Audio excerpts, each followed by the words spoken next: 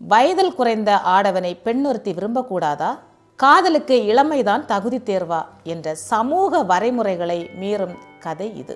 எழுத்தாளர் அம்பை அவர்கள் எழுதிய சிவப்பு கழுத்துடன் ஒரு பச்சை பறவை, அந்த சிறுகதை தொகுப்பில் இருக்கக்கூடிய வில் முறியாத சுயம்பரங்கள், அந்த சிறுகதை பற்றி தான் இப்போ பார்க்க போகிறோம். ஏன் ஒன்றை வைக்க இன்னொன்றை நீக்க வேண்டும்? ஒரு நதி கடலில் கலக்கும் போது வேறு எந்த நதியை தள்ளிவிடுகிறது?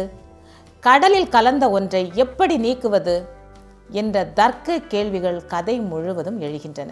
எந்த வயதில் காதல் வர வேண்டும் என்று வரைமுறை உள்ளதா? வயது வித்தியாசமும் காதலுக்கு தடையா? சீக்கிரமே பனி மூப்பும் பிறவுள்ள சாந்தி கணவனை இழந்து 2 வருடங்கள் ஆயிற்று.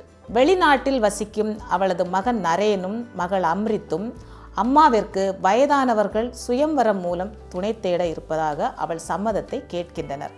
அந்த ஸ்கைப் அழைப்பில்தான் நந்து என்கிற நந்தகோபாலனும் சேர்ந்து வாழப்போவதாக கூறுகிறாள். அம்மாவிற்கு மறுமணம் செய்து வைக்க முயற்சித்த அவளது பிள்ளை செல்வங்கள் அவள் தன் துணையை தானே தேடிக்கொண்டாள் என்பதை வரவேற்கவில்லை. காரணம், 2 கோடி ரூபாய் வீடு என்னவாகுமோ என்ற கவலை அவர்களுக்கு.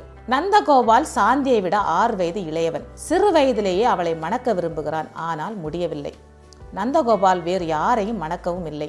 அவள் குறித்த அவள் உணர்வுகள் இறை தின்ற பாம்பு போல அசையாமல் கிடக்கிறது மனதில்.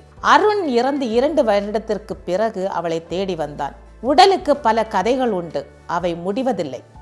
சில சமயம் அக்கதைகளை தேடி எடுக்க வேண்டி வரும். தேடலாம் 2 உடல்களிலும் என்று கூறி அவளுடன் கூடினான். இப்போது அவள் வாயாலே அவனுடன் வாழப்போவதாக கூறுகிறாள். கதையின் முடிவில் நந்துவுக்கும் அவன் மனம் குளிர தன் முடிவை சொல்கிறான்.